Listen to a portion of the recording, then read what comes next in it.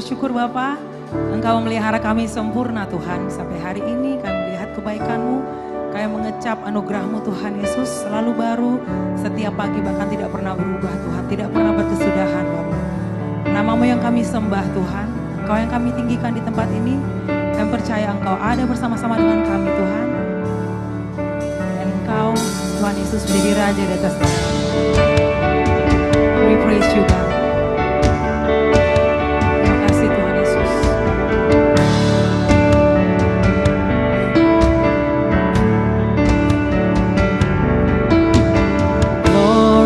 To God in the highest, for your great and matchless name, I worship you,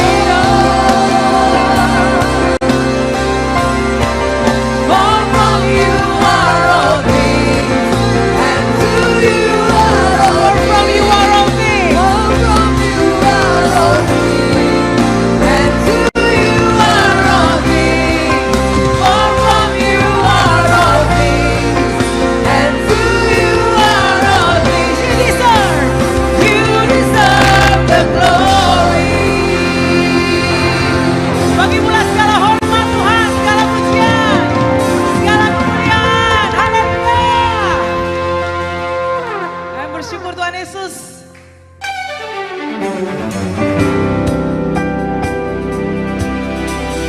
Kasih Tuhan.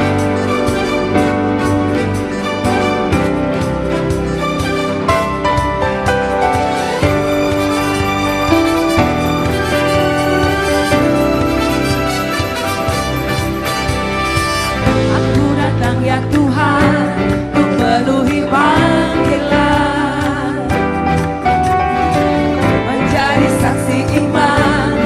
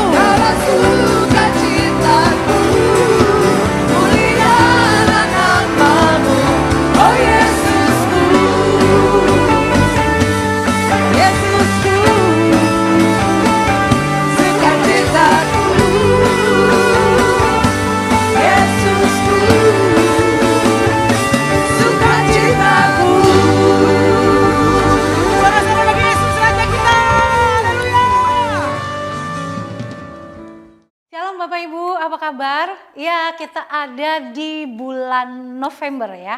November 2025 dan kita percaya sepanjang tahun 2025 ini Tuhan begitu baik buat kita, banyak hal yang hebat, hal yang luar biasa yang Tuhan kerjakan dalam hidup kita. Pun ada hal-hal yang mungkin yang kesedihan, kehilangan atau apapun di tahun 2025 ini. Tapi kita percaya bahwa Tuhan Yesus tetap baik dalam hidup kita. Baik, mari kita siapkan hati kita. Kita akan mendengarkan firman Tuhan, kita belajar sama-sama. Mari kita berdoa. Kami bersyukur sebab Engkau baik, kasih setiamu nyata dalam kehidupan kami Tuhan. Dan saat ini kami siapkan hati kami sebagai tanah yang subur, mengizinkan Tuhan berbicara buat kami Tuhan. Di dalam nama Tuhan Yesus kami berdoa dan bersyukur. Amin. Oke, Bapak Ibu, tema pengajaran Rock Ministry untuk minggu pertama ini adalah tentang running the race with endurance atau menjalankan perlombaan dengan daya tahan, gitu ya. Nah, jadi ayatnya di Ibrani 12 ayat 1, Bapak Ibu, mari kita baca. Karena kita mempunyai banyak saksi bagaikan awan yang mengelilingi kita. Marilah kita menanggalkan semua beban dan dosa yang begitu merintangi kita dan berlomba dengan tekun dalam perlombaan yang diwajibkan bagi kita. Sekali lagi ya Bapak Ibu ya. Ibrani 12 ayat 1 firman Tuhan berkata, karena kita mempunyai banyak saksi bagaikan awan yang mengelilingi kita, marilah kita menanggalkan semua beban dan dosa yang begitu merintangi kita dan berlomba dengan tekun dalam perlombaan yang diwajibkan bagi kita. Nah, pertanyaannya adalah kenapa sih kita harus belajar hal ini gitu ya? Kenapa kita harus belajar hal ini? Karena kan temanya adalah kita harus berlomba dengan endurance, dengan daya tahan gitu. Kalau orang yang suka lari gitu kan, mau 5 kilo, 10 kilo, 21 kilo gitu ya, itu kan perlu pace yang tetap gitu ya, dimana dia tetap bisa lari tapi pace-nya jangan berubah terlalu banyak, dan itu kan butuh latihan. Itu butuh daya tahan yang lumayan gitu ya. Nah, kehidupan kekristenan kita itu adalah sebuah perlombaan Bapak Ibu. Ya, yang memerlukan komitmen untuk kita berlari, dan berlarinya itu harus fokus dan harus memiliki daya tahan gitu ya. Untuk bisa lari 5 kilo aja misalnya gitu ya, atau 10 kilo aja. Nah, itu kita butuh latihan kan. Nggak bisa moro-moro gitu langsung ikut pertandingannya atau runningnya gitu baru kita langsung bisa langsung 5 kilo gitu, nggak bisa ya. Nah, itu perlu dimulai dengan komitmen ya, ada fokus di situ, dan yang ketiga perlu daya tahan. Ya, perlu daya tahan. Kalau belajar, kalau saya lihat pertandingan basket gitu ya Bapak Ibu ya. Nah, itu untuk bisa tetap main di 4 kuarter, di mana 1 kuarter itu 10 menit gitu ya. Itu kan butuh latihan, butuh fokus, butuh daya tahan yang kuat gitu. Nah, biasanya pemain basket itu mereka harus nambah selain lari misalnya gitu ya. Tapi mereka juga harus misalnya nge-gym untuk melatih ototnya, untuk melatih daya tahannya gitu. Nah, dalam Ibrani 12 ayat 1 firman Tuhan tadi yang sudah kita baca itu mengingatkan kita untuk menanggalkan beban yang menghambat dan dosa yang menjerat agar kita dapat menjalani perlombaan ini dengan tekun. Kalau Anda lari 5 kilo ya, atau main basket 1 kuarter 10, which is itu 10 menit gitu ya. Tapi sambil main basket sambil gendong tas yang isinya beban yang misalnya 5 kilo. Nah, itu nggak akan tahan Bapak Ibu. Dan rasanya sih belum pernah ada orang main basket tapi sambil mangku tas gitu ya.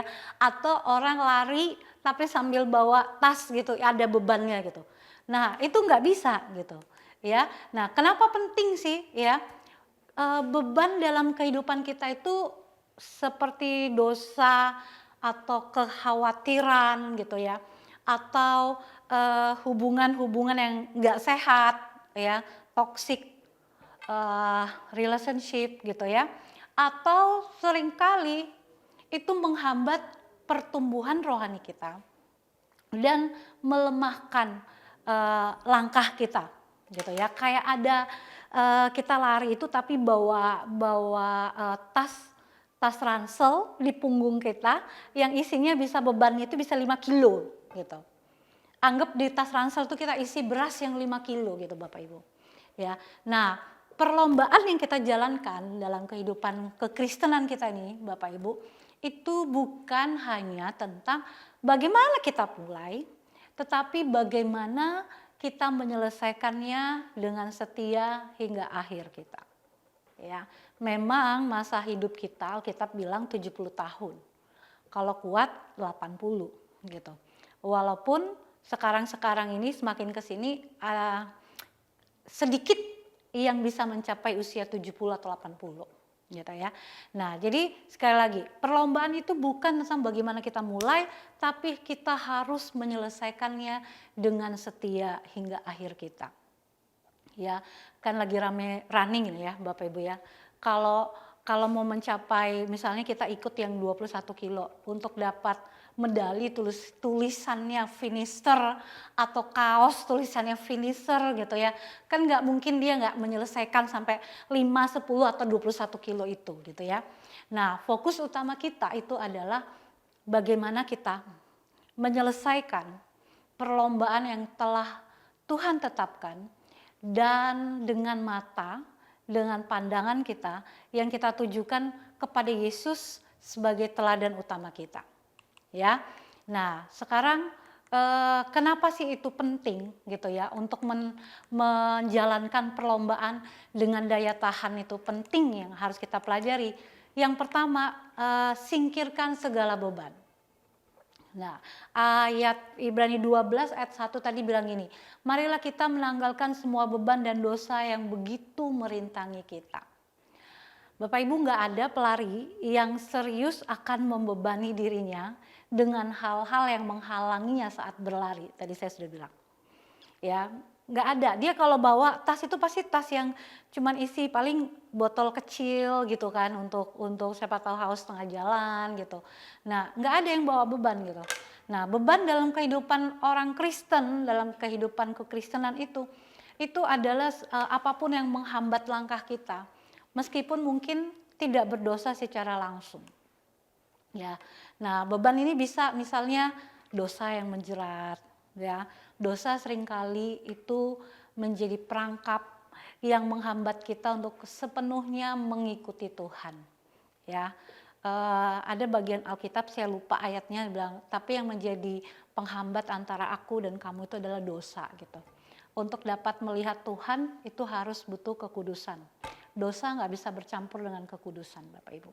Jadi beban itu mencakup apa? Yang pertama itu dosa yang menjerat gitu ya. Yang kedua, ketidakmampuan untuk mengampuni. Ya, ketidakmampuan untuk mengampuni itu bisa jadi beban Bapak Ibu. Ya, kepahitan atau keengganan untuk memaafkan itu adalah beban berat yang mempengaruhi langkah kita, gitu ya. Kalau kita nggak bisa memaafkan si A misalnya, waktu di gereja kita ketemu si A itu rasanya masih ada, kenapa orang ini masih ada di sini, gitu. Atau di komunitas, di kantor misalnya gitu ya, kenapa sih orang ini masih ada di sini, gitu. Nah itu karena kita nggak mampu untuk mengampuni, gitu ya. Memang Bapak Ibu kalau secara psikologis gitu ya butuh waktu, ya. Orang dunia bahkan memiliki keyakinan bahwa hanya waktu yang bisa menyembuhkan luka. Hanya waktu yang bisa menyembuhkan luka. Tapi kalau kita percaya di dalam Yesus itu, pengampunan itu yang bisa menyembuhkan luka. Ya, sekarang Bapak Ibu mari renungkan luka apa yang mungkin masih ada. Ya, sehingga itu bisa menghalangi kita, gitu ya. Yang ketiga Bapak Ibu, beban yang lain adalah hubungan yang tidak sehat. Ya, hubungan yang tidak sehat ini bicara tentang hubungan atau kebiasaan yang menyeret kita ke bawah secara rohani gitu ya.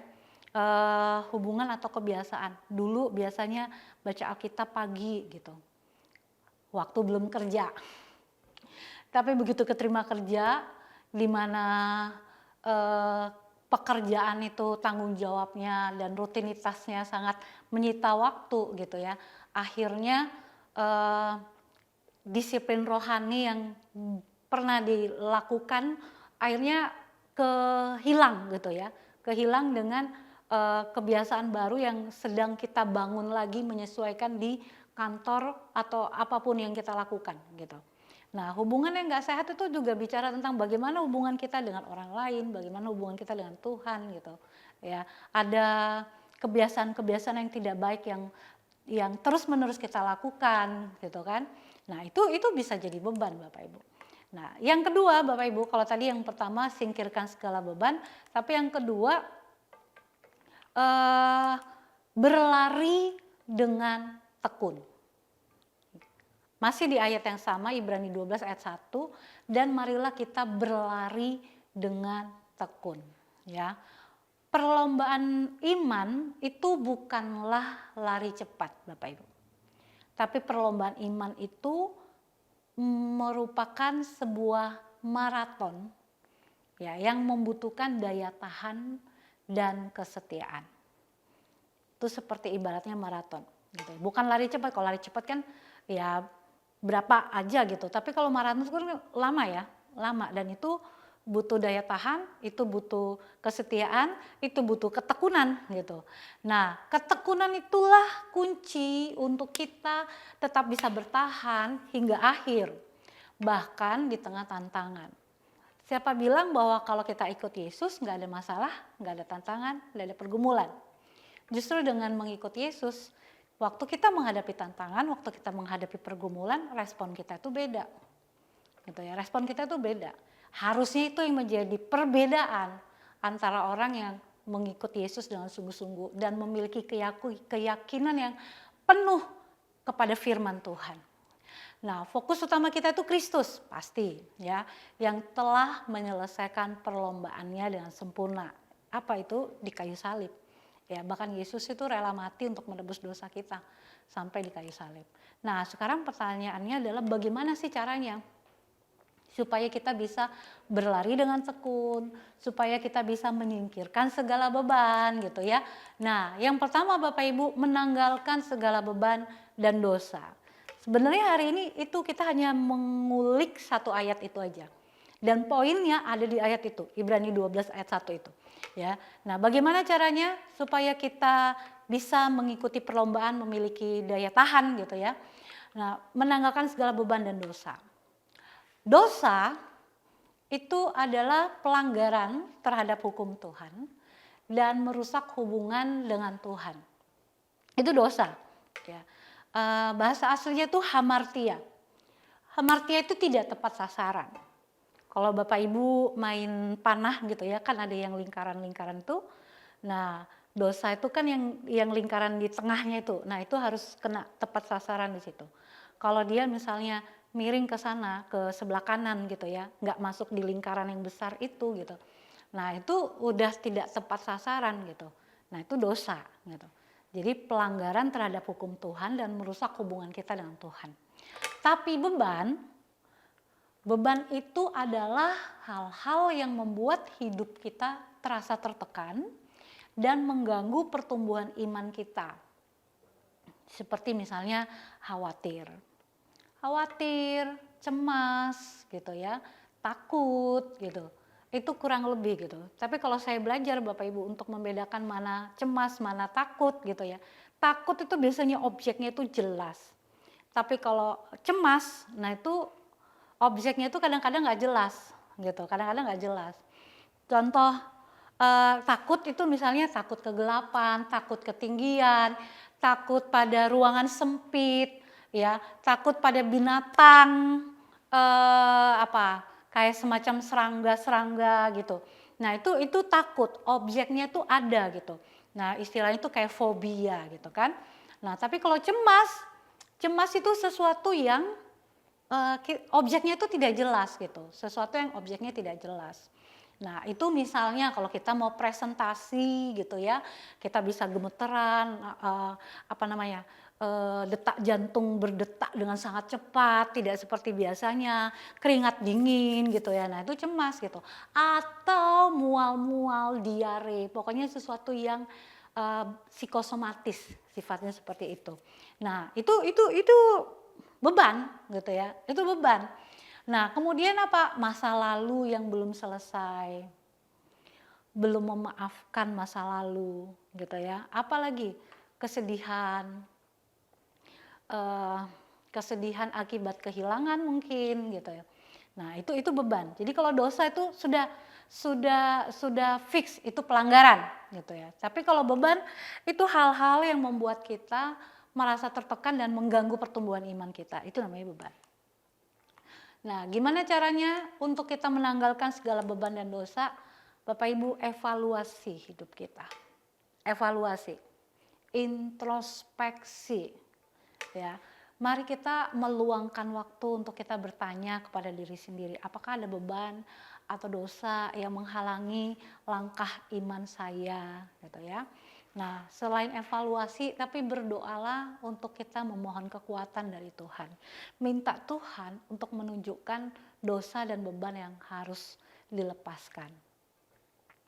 Nah, itu dalam mesbah pribadi kita, ya, dalam mesbah pribadi kita. Banyak orang, Bapak Ibu, saya menemukan beberapa orang, dia tidak bisa melangkah lebih jauh karena dia tidak bisa berdamai dengan dirinya, memaafkan dirinya, gitu. Sehingga kadang-kadang membuat hal itu membuat hubungannya dengan orang lain pun jadi rusak gitu, karena dia tidak bisa memaafkan dirinya. Nah, berdoa supaya Roh Kudus memberi kekuatan untuk kita bisa mengatasinya, ya. Nah, yang berikutnya, ambil langkah nyata. Kalau ada memang kebiasaan yang salah, habit yang salah gitu ya, atau bahkan ada dosa yang kita lakukan, akuilah dan tinggalkan. Ya, namanya dosa, Bapak Ibu, nggak ada dosa kecil, dosa besar, nggak ada. Namanya dosa ya dosa, DOSA gitu ya. Jadi nggak ada, oh kalau membunuh orang dosanya lebih besar dibanding hanya memfitnah orang. Nggak ada, Bapak Ibu. Namanya dosa ya dosa. Pelanggaran terhadap hukum Tuhan dosa gitu. Jadi kalau ada hubungan yang merusak, pertimbangkan untuk menjaga jarak demi kesehatan rohani Anda. Tapi harus diselesaikan tetap gitu ya.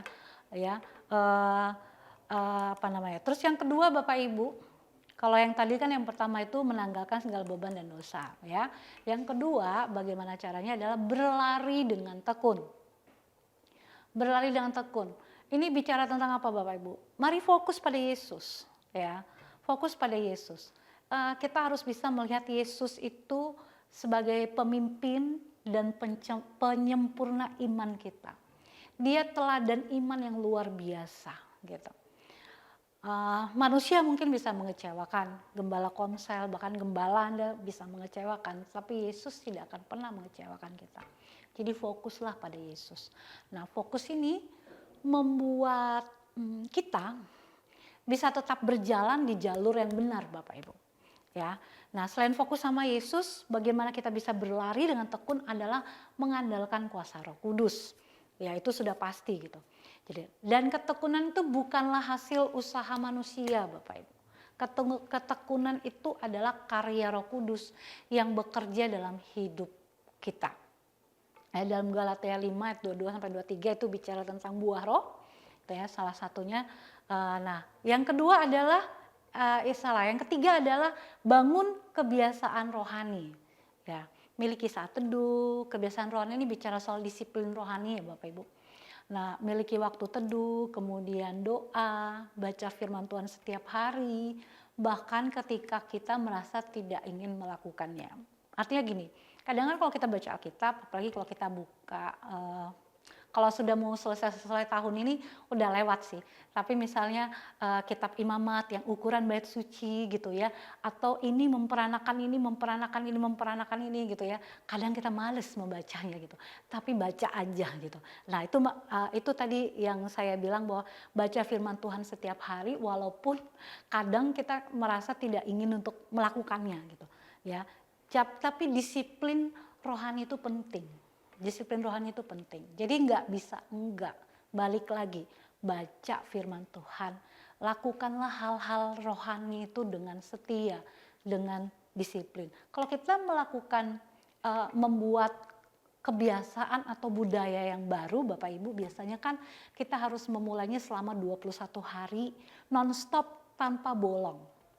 Ya, kalau Anda baru melakukannya 7 hari dan hari ke-8 Anda bolong, nah hari ke-8 itu Anda mau mengulangi lagi, hari ke-9 Anda mau mengulanginya, itu hitungannya bukan hari ke-9, itu hitungannya hari pertama. Jadi untuk memulai kebiasaan yang baru, ya, kebiasaan untuk saat teduh, kebiasaan untuk doa, baca firman setiap hari gitu. Lakukan 21 hari tanpa bolong sehari pun. Nah, itu bangun kebiasaan rohani, disiplin rohani. Itu membuat kita bisa melatih ketekunan. Ya. Nah, baru terus melangkah aja gitu.